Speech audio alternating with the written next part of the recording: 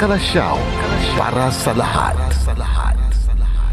Popular sa balita, popular sa musika. Pangasinan Waves Network Corporation. Sa Pangasinan, we are the number one pop music station.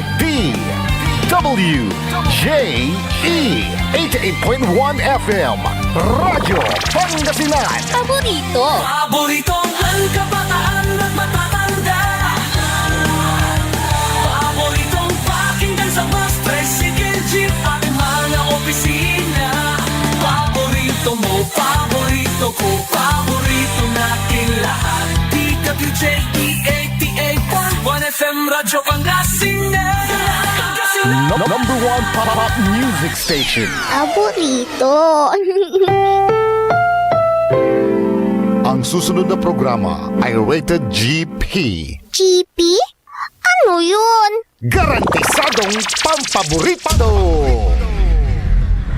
SPM Saray Balitan Matuwa ed Radyo Pangasinan. Programan magipasabi na saray matuan nagagawa ed balay, probinsya, bansa, tanjat intiron mundo. SPM Saray Balitan Matuwa ed Radyo Pangasinan. Kaulo, Kantabayo, say lawas kaaro tang kapaborito yo. Joseph Kanilang Bakani. SPM Saray Balitan Matuwa ed Radyo Pangasinan. Lunes hanggang Biyernes, alas 9 hanggang alas 10 na kapuasan. SPM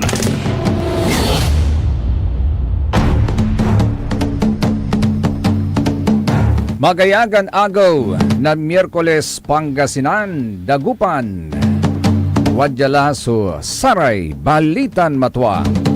SBM sa ikabusol na Saray MBTF managbalitay tila tan fake news. SBM Saray Balitan Matwa yaon sasabid kasiksikanan nyo Lunes hanggang Biyernes. Kaya rin nasa iliknay balay ng kapaborito RJ Jimenez. SBM Saray Balitan Matwa yaon sasabid kasiksikanan nyo Lunes hanggang Biyernes. Yay pasabi na sa ilawas yun kaaro kapaborito yo JCB Joseph Kanilang Bakani. Kaantabay tayo at sign agaw at technical side si Mr. END Engineer Nixon Dakal. Kaabay tumat si Engineer Mr. JFC Jail Franz Kayabyab. Agaw nata tatang tanagagik na Miyerkules Petsa 22 at bulan na Hulyo taon 2026.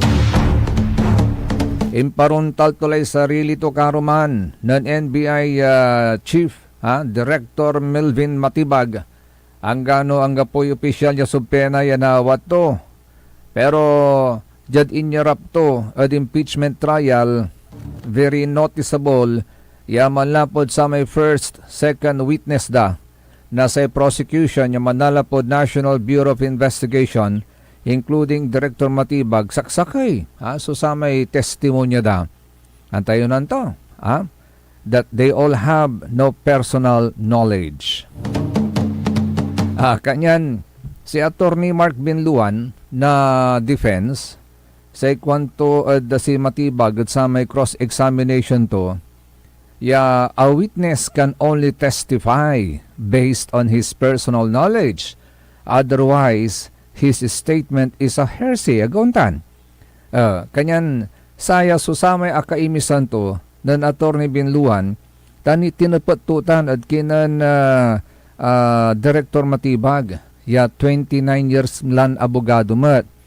At tinapato ng tuta kasulat at sa tay Rule 130, Section 22 na Rules of Evidence. Ay sa iba to na Attorney Matibag at can you refresh me sir? Kwanto? Akin ay importante natatang tanagagig mo trabaho to bilang NBI Director kauntan.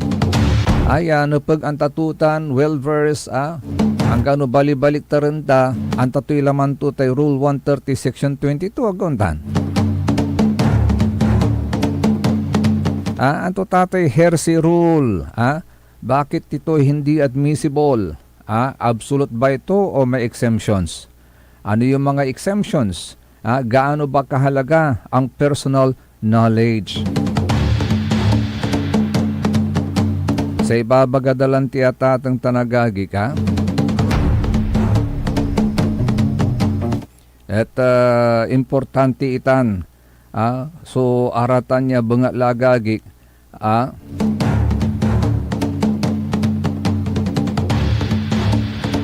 Personal knowledge agontan. Nagkalalo da korte.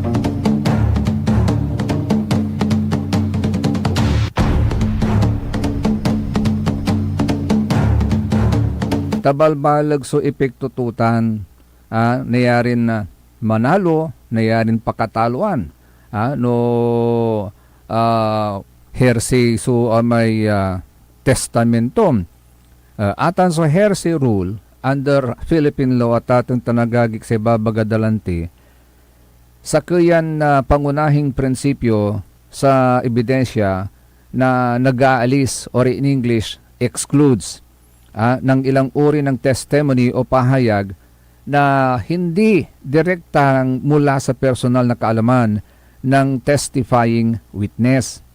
At sa silong ng Section 37, Rule 130, to para makapan-aral tayo at atong tanagagig ng 2019 Revised Rules on Evidence, ang hearsay ay isang pahayag, oral or written o non-verbal conduct na inilaan bilang assertion na ginawa sa labas ng korte or out of court at iniaalok sa korte upang patunayan ang katotohanan ng bagay, katotohanan ng isang bagay na sinasabi sa pahayag na yon. Ngayon, bakit hindi ito admissible?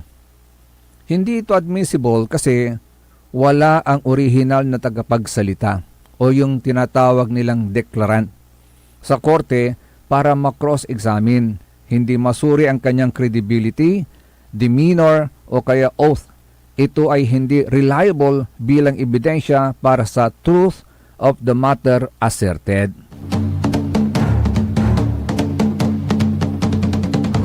Kaya lang, may exemptions din naman. May mga exceptions din naman. Ang hearsay ay nagiging admissible kapag nahuhulog ito sa mga dahil sa inherent reliability, necessity, o public policy. Sa revised rules, may humigit kumulang 13 na exceptions sa tatang tanagagik under sections 38 hanggang 50 ng Rule 130 kasama ang mga bagong karagdagan o refinements noong 2019. So alin po yung mga pangunahing exceptions? Batay sa Rule 130 at jurisprudence. Una, yung mga dying declaration o ante-mortem statement. Pahayag, ito po yung pahayag ng isang namamatay na tao na ginawa sa ilalim ng consciousness of impending death na tinatawag tungkol sa sanhi at circumstances ng kanyang kamatayan. Admissible sa kaso kung saan ang kanyang kamatayan ang subject, lalo na sa kasong homicide at saka murder. Pero ang requisites po dyan, dapat conscious yung taong namamatay. At kinoconsider din yung competency ng declarant at relevance sa cause of death. So isa yan sa mga exemptions. Isa rin sa mga exemptions, yung statement of decent person of unsound mind. Declaration against interest. Ito yung pahayag ng patay o hindi makapag-testify na laban sa kanyang sariling interes. Either pecuniary, proprietary o penal na hindi niya sasabihin kung hindi totoo. O marami po yan na mga exemptions sa tatang tanagagi. Yun nga lang kasi sa mga regular trials sa mga courts, ang heresy po talaga ay hindi admissible maliban kung sakop ng exemption o hindi talaga hearsay. Na kahit walang objection, maaring walang probative value, wala ring timbang bilang ebidensya, lalo na para sa conviction sa criminal cases. Ngayon, kahit admissible pa ang hearsay exemption, ang korte pa rin, by the end of the day, ang korte pa rin ang mag-i-evaluate ng weight, credibility ng naturang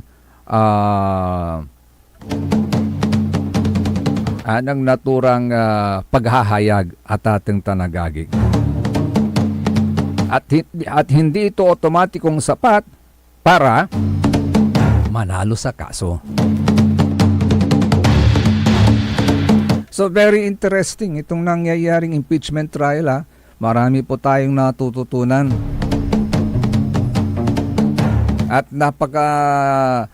dapat din na mapag-aralan din natin na yung kung gaano kaimportante yung personal knowledge.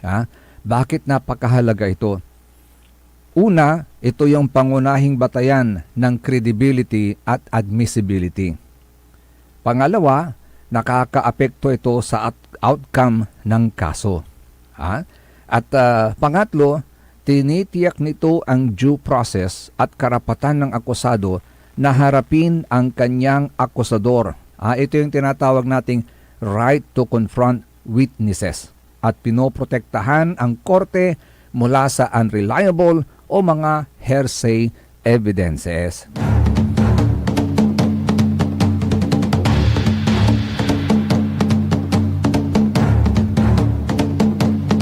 Kaya sa ikondatanti at ating tanagagik bilang isang witness, dapat maging tiyak at factual ang iyong testimony. Iwasan yung naririnig ko lang o kaya mga speculations. Kasi ang trial judge ang may malaking difference sa pag-assess ng credibility dahil nakikita niya ang demeanor mo.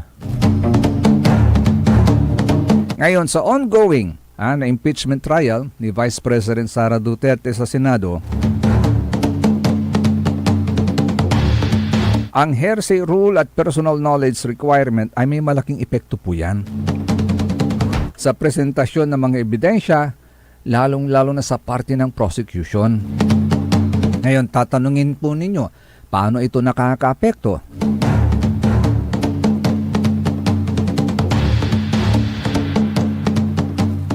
Ito, stricter scrutiny sa testimonial evidence. Ang mga witness, halimbawa mga NBI agents, mga auditors o iba pang government officials, ay dapat mag-testify batay sa kanilang personal knowledge o direktang perception, hindi pwedeng puro sabi-sabi o second-hand information.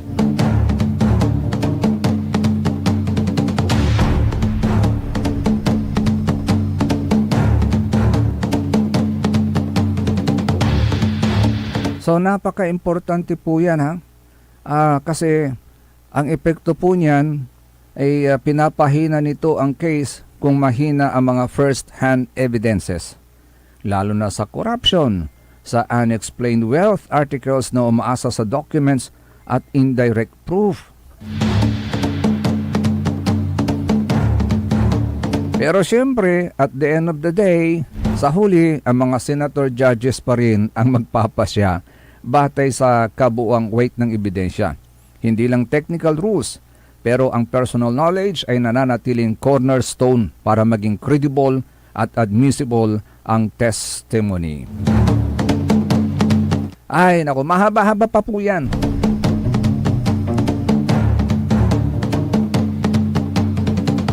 Pero ito, paghandaan po natin itong paparating na bagyo. Paghandaan po natin itong paparating na bagyo, medyo maksilya gagik si babagada. Unong sa may isang kaunuran, forecast na sa pag-asa, DOST, pag-asa taten tanagagik niya si babagada.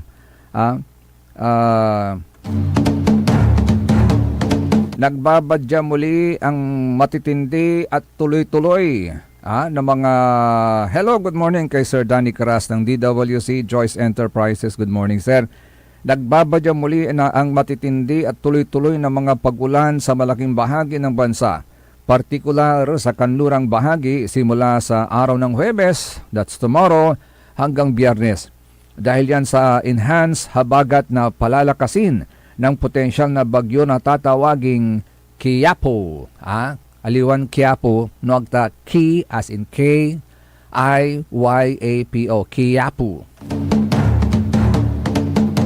Bukas po inaasahang papasok na ang binabantayang LPA na bagyong tatawaging Quiapo sa Philippine Area of Responsibility. At nagbabadya pa rin tumama sa bahagi ng Northern Luzon sa araw po ng Biyernes o kaya sa araw ng Sabado.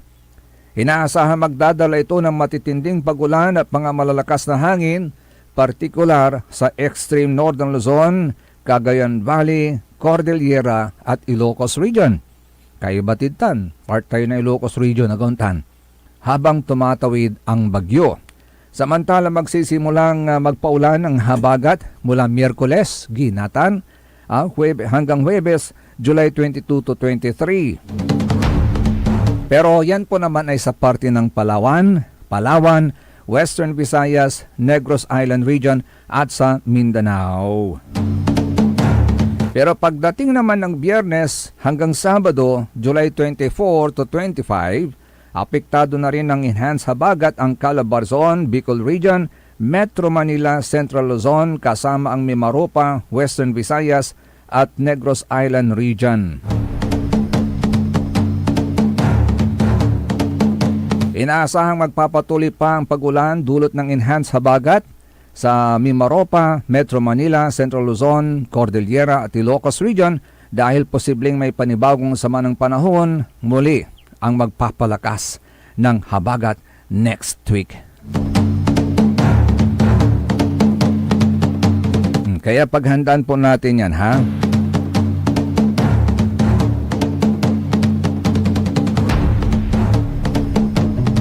Siya nga pala, narinig niyo yung interview kay COMELEC Chairman George Garcia. Nasa ibabaga to, si Vice President Sara makakatakbo raw sa 2028 national election. Regardless doon sa outcome ng impeachment trial. Dugulan tayo. Si COMELEC Chairman George Garcia. Uulit ko po, hanggat walang conviction na guilty ang isang tao at ito'y naging final, executory at hindi na pwedeng i-apela sa kahit kanino, yan po ang katao niya na pwedeng makatakbo. Nangaliw managagi ka, so pwedeng makatakbo. Kasi sa ibabagadalanti at ating tanagagi, hindi ito final and executory sa ordinaryong korte. Pero practical na final ito bilang political judgment ng Senado at may limitadong legal remedies. Sa ikwandaman lang tiagagik under the 1987 Philippine Constitution, Article 6, Section 3, at sa Senado ang may sole power to try and decide sa impeachment cases. Kapag na-convict ito sa 2/3 votes, hindi bababa sa 16 mula sa 24 senators sa kahit isang article of impeachment, ang epekto ay una, automatic removal mula sa pwesto, disqualification mula sa paghawak ng anumang pwesto o public office sa ilalim ng Republic Act of the Philippines.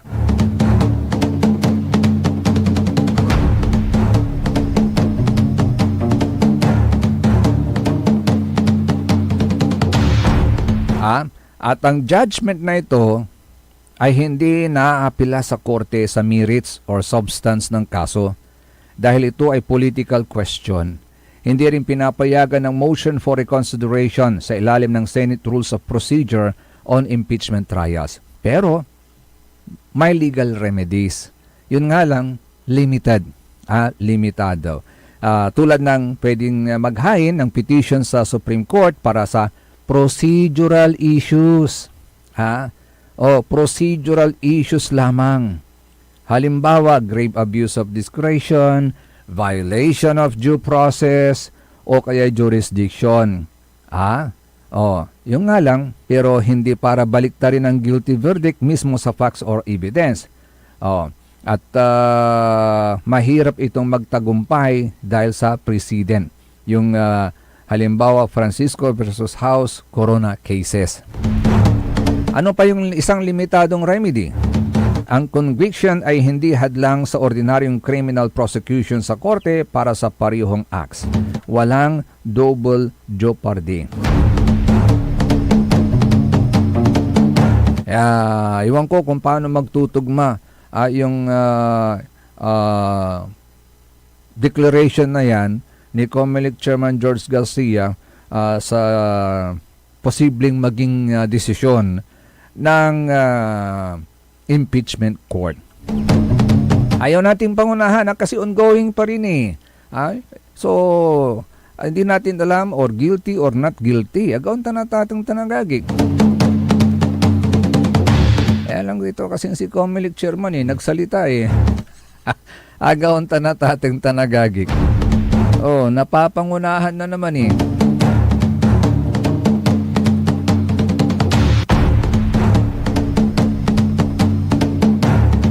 Ay, congratulations nga pala. Meron ho tayong bagong AFP chief, in the person of Lieutenant General Antonio Nafarrete. Si Katoso nagmaliw 61st Chief of Staff na si Armed Forces of the Philippines, succeeding General Romeo Browner Jr. Si Nafarrete is a member of the Philippine Military Academy, Bigkis Lahi, class of 1990. And he grew up the same class as his predecessor as Philippine Army Chief Lieutenant General Roy Galido. Born on February 22, 1969, he grew up in Iloilo after spending his early childhood in Manila. Pero sa iba, bagada, si I don't know the father or the mother taga Pangasinan. So may dugong Pangasinense ini.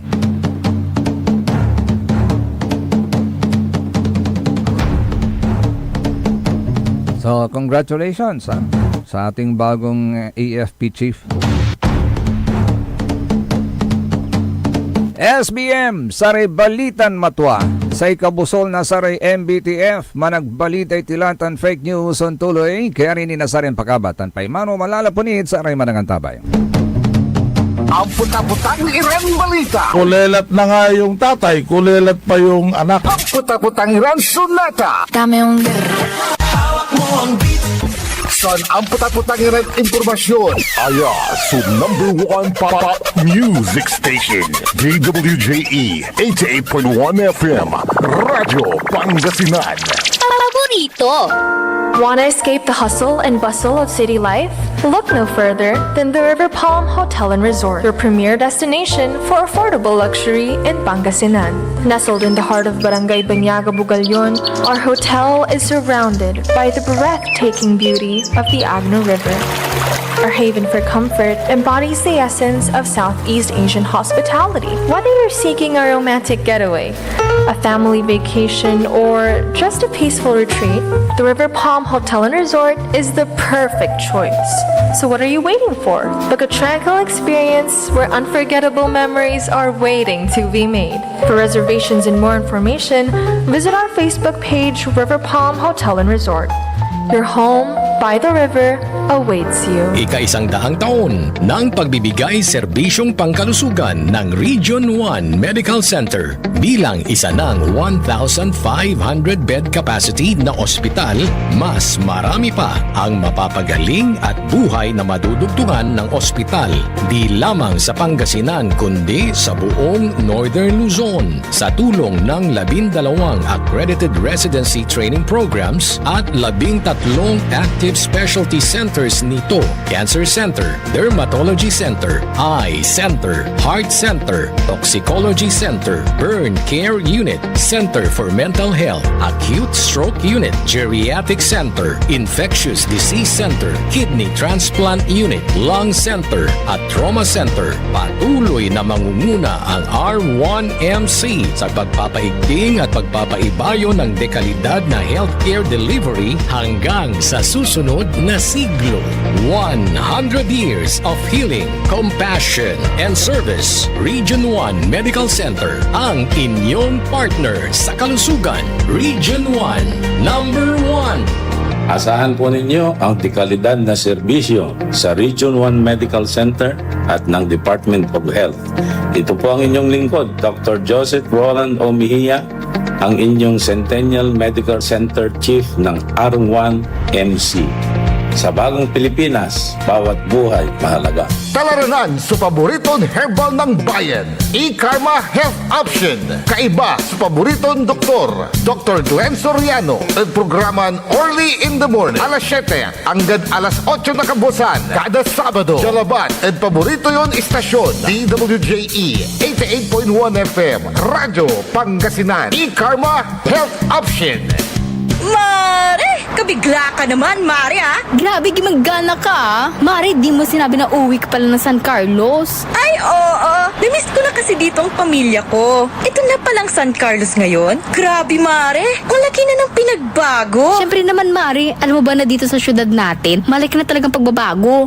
Mula sa mga infrastruktura, nandiyan na mga konkretong daan at mga bagong pasilidad. Wow! Meron din tayong trending na ayos, kalusugan karavan na nagbibigay ng libreng serbisyong medikal. Palit-palitan, ha? Saka, nandyan din ang mga programang pang-agrikultura para sa ating mga magsasaka. Ay, wow! At higit sa lahat, Maria, ang pagpapanatili ng peace and order ng ating syudad. Perfect! Di lang yan, binibigyan din ng halaga ang kapakanan ng lahat ng tao at pantay na karapatan sa mga serbisyo ng gobyerno. Grabe, Mare! Ang bongga na talaga ng San Carlos. Parang ayoko na bumalik sa ibang bansa. Oo, Mari. Kung ako sa'yo, dito ka na lang sa San Carlos. Dahil sa San Carlos, tunay na subok na ang serbisyong ayos. Mayor Julia Ayer Resuello po, kasama si Vice Mayor Jose Resbox Resuello at ang Sangguniang Panglungsod ay nandito upang umagapay at magserbisyo sa ating minamahal na syudad. San Carlos, maunlad, ligtas at maayos. Paborito ng kabataan at matatanda. Paboritong pakinggan sa bus, tricycle, jeep at mga opisina. Paborito mo, paborito ko, paborito nating lahat. DWJE 88.1 FM, Radyo Pangasinan. DWJE 88.1 FM, Radyo Pangasinan.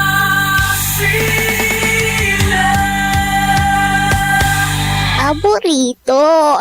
Ang lahat ng opinyon at pananaw sa susunod na bahagi ng programa ay galing sa host anchor at panauhin lamang at hindi pananaw ng mga producers at ng pamunuan ng DWJE Radyo Pangasinan at Pangasinan Gulf Waves Network Corporation. SBM Saray Balitan Matua at Radyo Pangasinan. Programan magipasabi na Saray Matuan nagagawa at balay. Probinsya, bansa, tanjat intiron mundo. SBM Saray Balitan Matua at Radyo Pangasinan. Kaulok, Cantabayo, Saylawas, Caro, tangka paborito yo.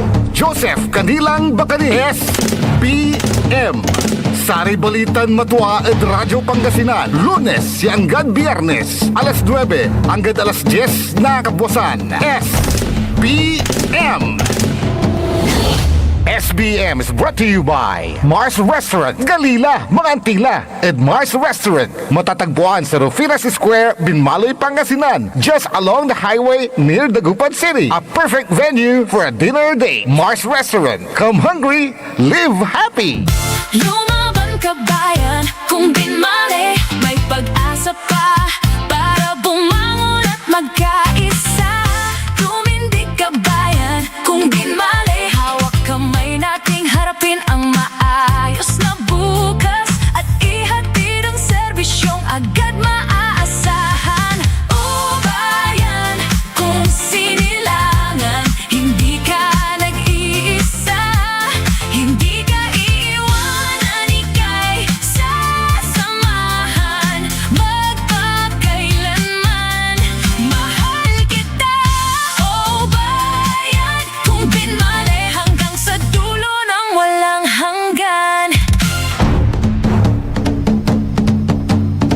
Tuloy-tuloy su SBM Sari Balitan Matwa.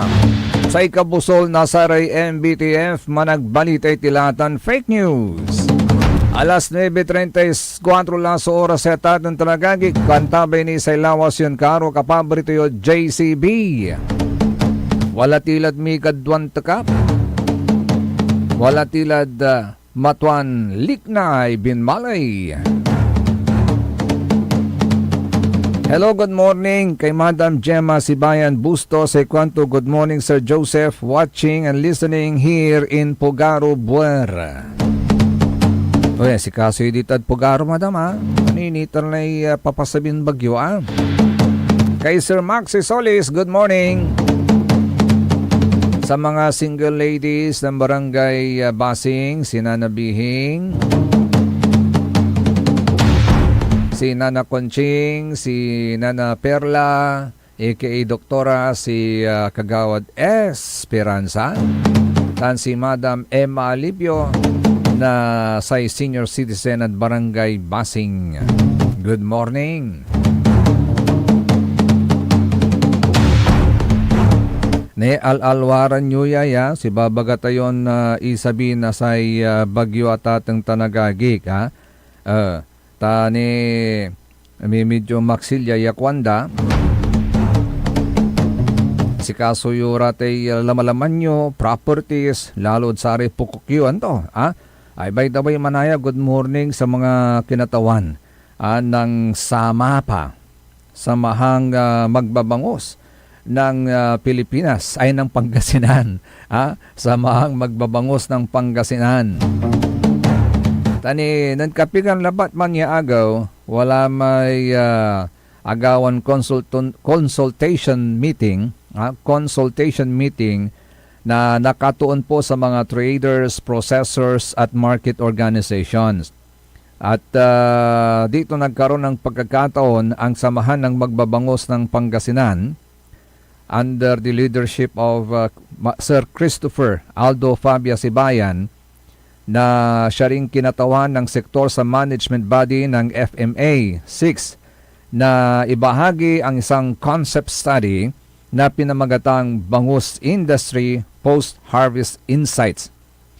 At dito nagpasalamat si Ginoong Sibayan sa mga dumalo sa naturang pagpupulong, partikular kina BFAR Region 3 Director Wilfredo Cruz, si Sir Neil Katibog ng Fish Corps Alternate Focal, si Sir Arlo, BFAR Region 1 Director Ma'am Remily La Chica, at sa lahat ng bumubuo ng FMA 6 para sa binigay na pagkakataon, lalo na sa mga kinatawan ng traders, processors at market organizations na nakiisa sa naturang talakayan.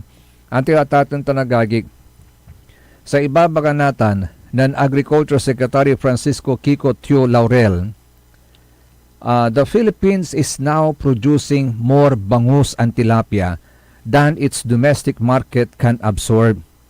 So, calling it a good problem to have and saying the next step is building the post-harvest infrastructure to process and export the surplus. So, undada kala, so supply tayo na bangus lang sa tilapia. Sa problema tayo natan, siyempre sobra-sobra lay supply, no sobra-sobra lay supply, singasara may nagagawan pising-pising at bagyo, agaw tanataton tanagaging no sobra so supply, at tendency is anggap po'y mangaliw. No anggap po lang mangaliw at sara may sobra, ang tinagawa na pirde, tanabulok lag, ang tanatatin tanagaging. Kanyan sa manapag natin, yanunutan, no panon to, ya araraya at na i-preserve. Magkaroon po tayo ng post-harvest infrastructure para ma-process at ma-export ang mga surplus na mga bangus. Sayang may kanunungutan ng sama ng former Mayor Benji Saplanlim, may bangus processing plant. Ay malagay matinga na may bangus processing plant through the aid of then the former Speaker of the House, si Manong Jo, agaw tanatating tanagagig. Malagay mat pero kwantano antulay function to natan iman sa bangus processing plant ditan at bifar at binlok. Magandang facility po yon kasi pag ganitong sobra-sobrang supply ng bangus natin, pati tilapia, pwede nating i-preserve ang mga yan at dalhin at ibenta sa ibang bansa. The same quality na dapat ay parang fresh na fresh pa rin, diretso galing sa pukok at ating tanagagik agauntan. Si katuyan natin so po problema nasa Department of Agriculture. Sa ikwantulantinan na Secretary Laurel, medyo overproduction tayo ngayon ng bangus. Overproduction din tayo ng tilapia. So talagang magaling na ang Pilipino sa pagpapalaki nito. So now, the next stage na gagawin namin is we need to give them the post-harvest facilities like ang pagtapa nito, pag-freeze nito at kung paano rin ma-export ito.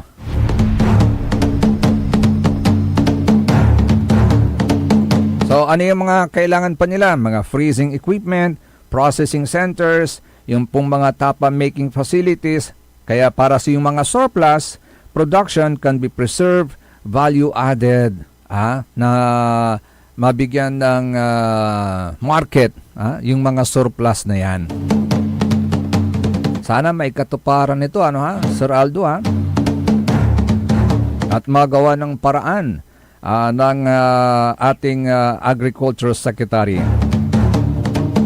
Kasi ibig sabihin po niyan, so pag sobra-sobra ng supply natin ng bangus sa tilapia, at least na kakamit natin yung pangangailangan ng taong bayan, meron tayong tinatawag na food security. Food security at ating tanagagig.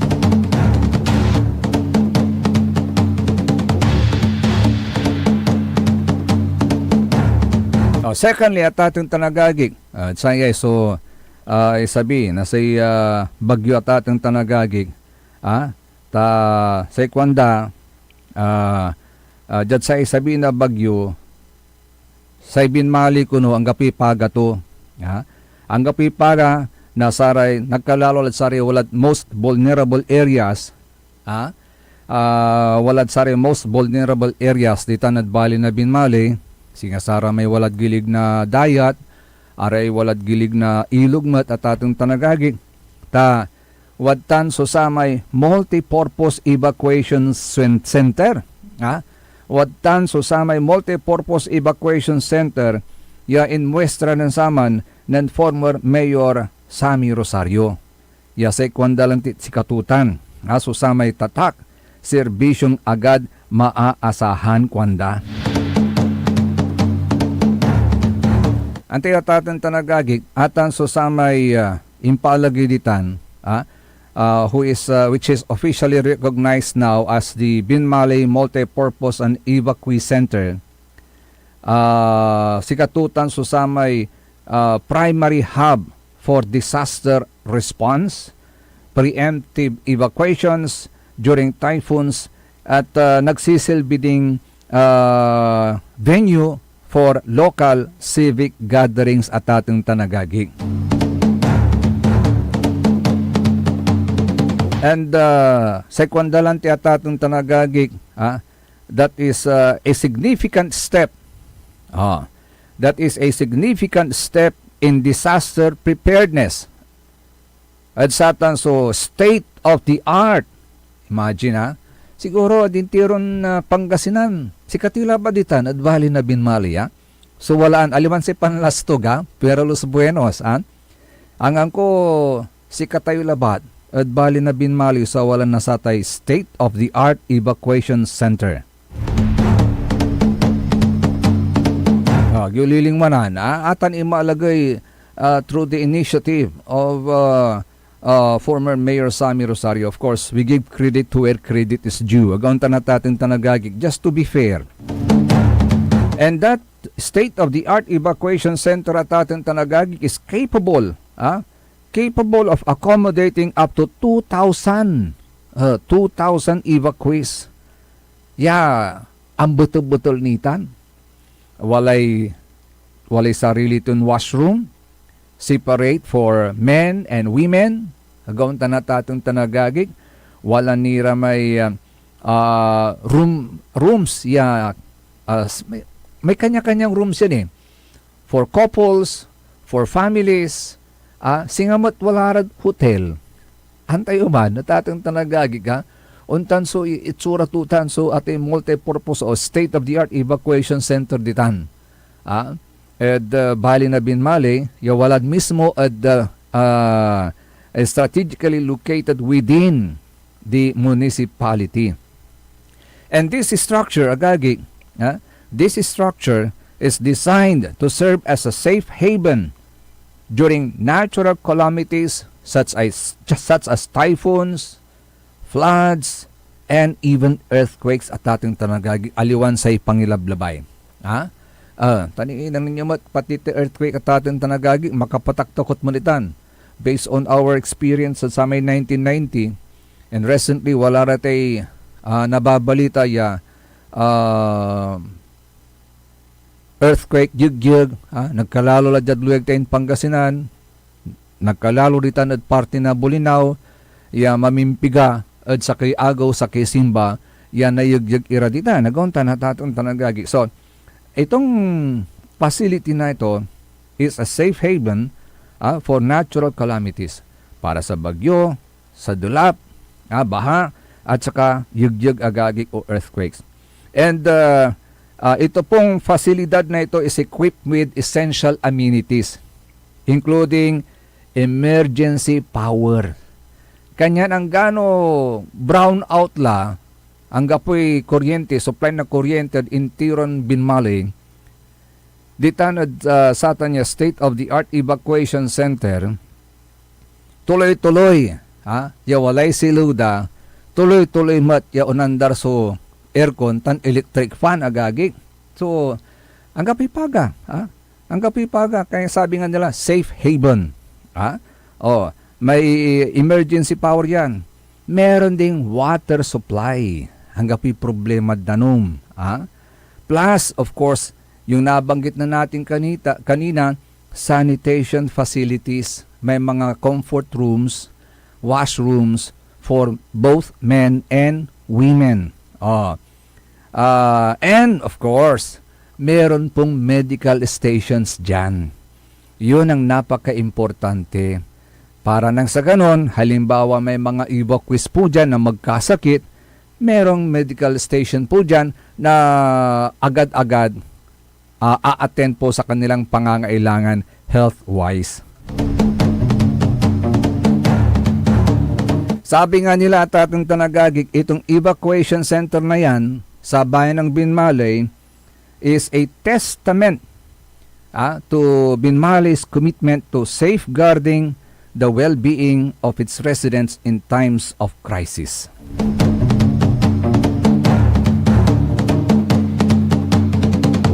Kaya ang ating LGU sinasabi na this center will provide nansaman si katutan si Babaga ng former Mayor Sammy Rosario na yung state-of-the-art evacuation center na yan will provide security and comfort to those in need. Security and comfort to those in need, ensuring that no one is left vulnerable during emergencies. Kaya si Kwandalanti, yon. Aatan man lanti si Babaga daya, serbisyong agad maaasahan. Tananunutan ko ni atatong tanagagik wala man so impasa ng saman ya certification na satan at nginarandan Binmali Evacuation Center. From Binmali Evacuation Center to Binmali Multipurpose and Evacuation Center inaproban maditan at sangguniang panlalawigan. So, naninyo at ating tanagagi. Iyan po yung mga facilities o projects na dapat maibalik natin, maibigay natin sa taong bayan. Di ba, sabi nga natin lagi sa Ibabagatay Naynay, we pay our taxes, the people pay their taxes, and in return, the government transform these taxes into services. Ha? Halimbawa na lang ng services na yan, iyan pong pagpapatayo ng state-of-the-art na evacuation center dyan po sa mismong at the heart of the municipality, at the heart of the town of Binmaley.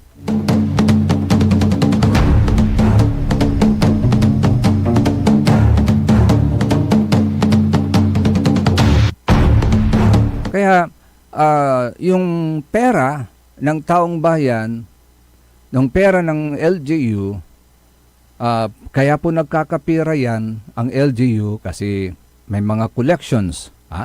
Collections ng tax, collections sa business permit, market, daily collections ng market, yung mga nangungupahan sa mga government facilities sa Gaunta na Tatong Tanagagig, and yung pong kinikita. Kasi yung ang evacuation center is now a multi-purpose evacuation center na may mga prescribed rates, fees and charges na pwedeng pagkakitaan na Tatong Tanagagig. So, napakaganda ng objective na yan.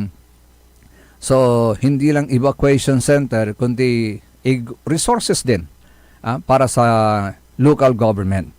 So, lahat ng pera na dapat napupunta sa kaban ng bayan, binabalik din sa taong bayan in terms of services sa Tatong Tanagagig. Ano po yung mga services? Infrastructure projects. Dapat yung mga daladalan natin dapat maayos sa bayan ng Binmaley, Gauntan. Paging again. Magiging makulit na tayo pero paging again. Hanggang kailan, hanggang saan ang pagdurusa ng taong bayan sa litog-litog na dalan?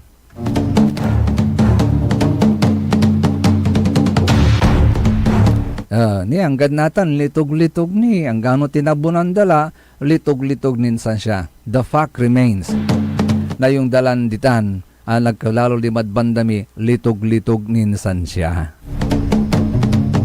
Kaya kailan namin makakamtan yung resources ng ating lokal na pamahalaan? Kailan natin mararamdaman na top 30 ang ating bayan ng Binmaley sa mga revenue kings sa buong Region 1? Sana maramdaman din natin na Gaunta na Tatong Tanagagig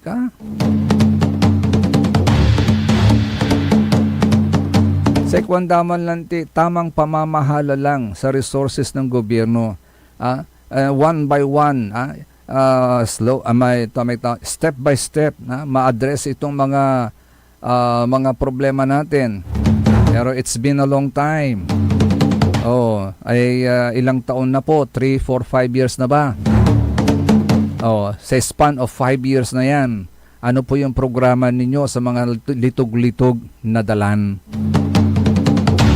Meron ba kayong programa para ayusin yung mga daan? At how many years more will it take you to address this concern, to address this plight ng mga people na sana maayos din yung kanilang daan nang sa ganon agira nalilate at iskilaan agap aliwan patagtag so patay litog-litog so dalan niya amay no mangibatik kay pasyente mata imbes ni makasambot ya unsabid ospital at lapod litog-litog ay alwaran mon mas nadaram ni may luganan tano adaram may luganan lapod litog-litog ya dalan paano agmuni na agmula na awit at ospital may pasyentem Gauntan. So dapat smooth ang daan para mabilis ang pagdala ng pasyente sa ospital, Gauntan. Pero no litog-litog so dalan, paano mon nasambot may pasyente ay? Lalo lang no mansungap-sungap la ay.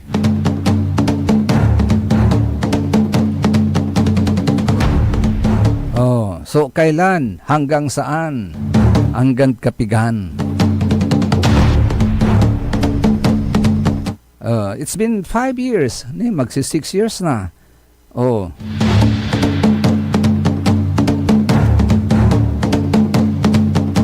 Ano bang concentrations ng mga plans and programs para sa bayan ng Binmalay? Nakatuon na lang ba sa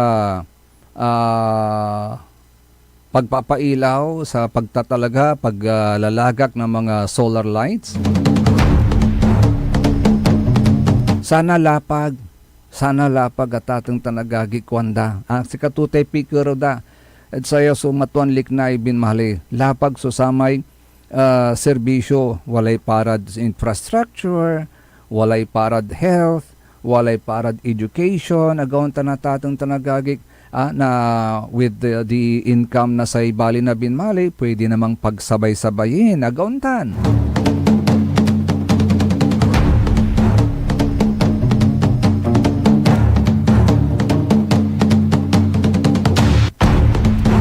Kaya naman, so pikulyaw da tatang tanagagi ka, pikulyaw da hanggang kailan, hanggang saan.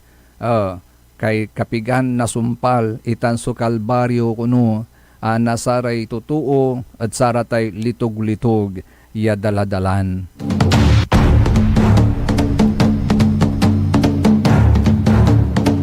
Kasi it also affects the transportation ng mga fingerlings. Tayo dito Binmalay, supplier mat yan na fingerlings na sa bangus. Agaw tanatatong tanagagik. Natano tampulan sa pankaukulan na fingerlings. Wala mat so na harvest dan tampul. Pero mansasambot ira, litog-litog sudalan. Do you think makasambot? Yaon sabi may fingerlings? Paano naan yag nakasabi? Nauputan lay oxygen.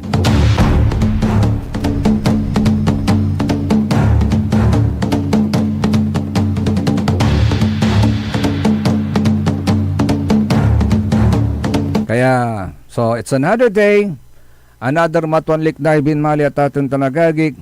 At gaya ng lagi nating sinasabi, Binmalay, huwag kang susuko.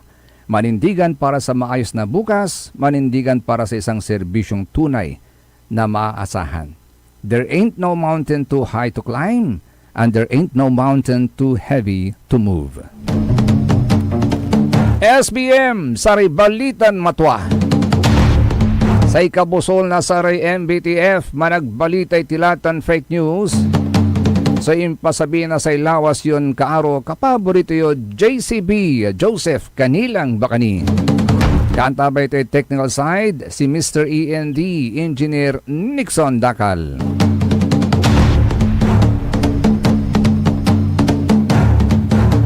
Magbabalik po tayo bukas sa pang edisyon ng ating palatuntunan dito lamang sa number 1 Pop News Station, naglalawigan ng Pangasinan. DWJE 88.1 FM Radio Pangasinan, paborito!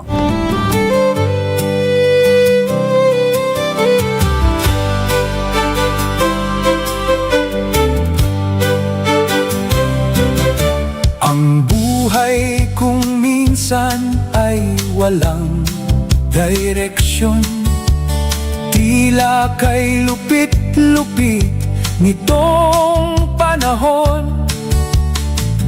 Huwag kang mawawalan ng pag-asa, kailanman ay di ka nag-iisa. Huwag kang sumuko, huwag kang manlumo, ituloy mo ang laban. Bangon ka Binmalay, ituloy mo ang laban. Bangon ka Binmalay. Kahit ang landas ay magulo, masikip sa pagsisikap mo ay makakamtan ang nais. Kung may hirap daw ay may ginhawa.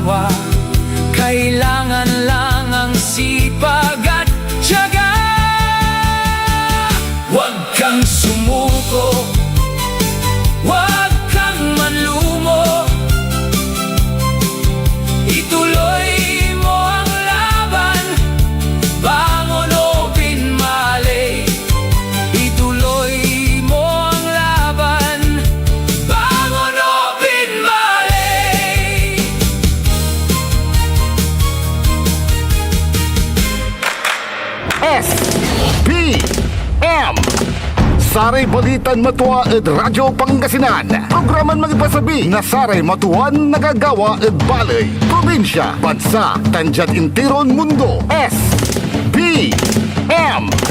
Saray Balitan Matua ed Radyo Pangasinan. Kaulok, Kantabayo, say lawas karo tang kapaborito yo. Joseph Kanilang Bakani. S, B, M.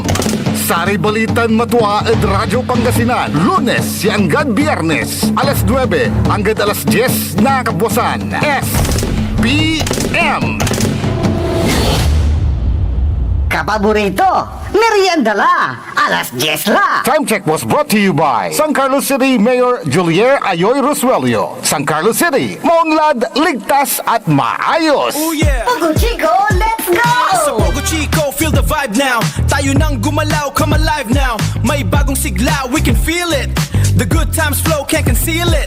Kapsay si Samson, angat sa lahat. Kasama mo sa pag-unlad. Kapsay si Samson, tunay na leader. Para sa Pogo Chico forever. Serbisyong totoo, Barangay Pogo Chico.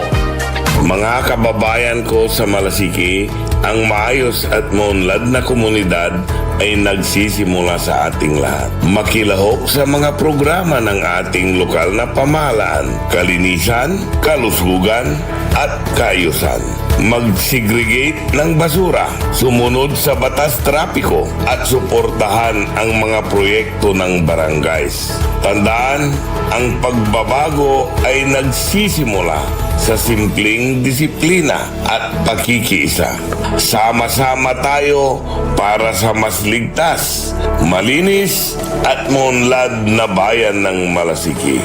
Ang LGU at mamamayan magkaisa para sa kinabukasan. Ako po ang inyong lingkod, Mayor Alfe Soriano ng Bayan ng Malasiki. Tired of the stress and noise of the city?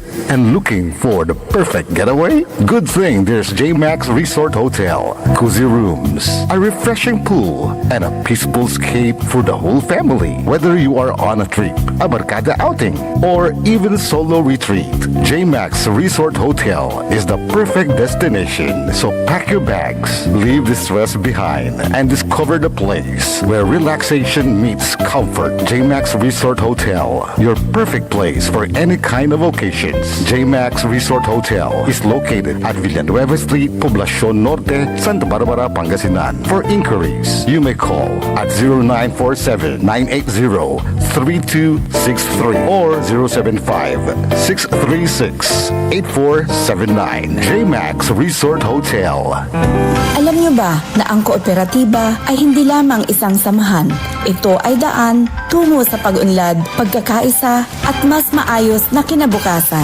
Sa pangunguna ng inyong lingkod, 5th District Board Member Rosalina Rose Apaga, ating isusulong ang advokasiyang palakasin ang mga kooperatiba upang mabigyan ng mas maraming oportunidad ang ating mga magsasaka, mangingisda, manggagawa, kababaihan, kabataan at maliliit na negosyante. Sa kooperatiba, bawat miyembro ay may boses, may pagkakataong umasenso at may bahagi sa tagumpay.